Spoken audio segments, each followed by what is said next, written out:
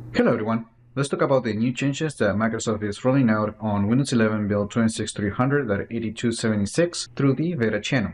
These changes also apply to the beta channel, which has received build 26220.8271. These changes are expected to become part of version 26H2 when it launches later in 2026. So this is not a flashy update, but according to Microsoft, in the locations page,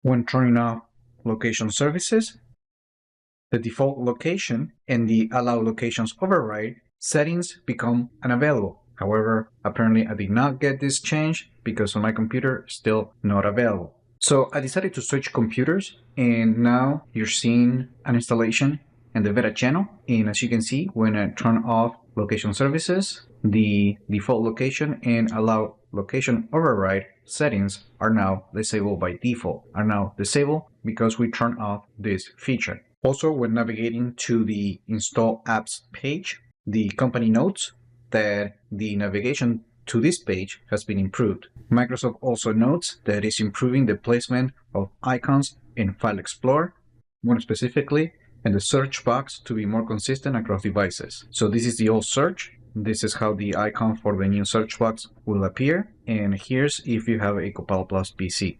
In addition, there are some reliability and navigation improvements in File Explorer. Now, the company is also pushing reliability and performance improvement for Windows Hello Fingerprint after the computer wakes up from sleep.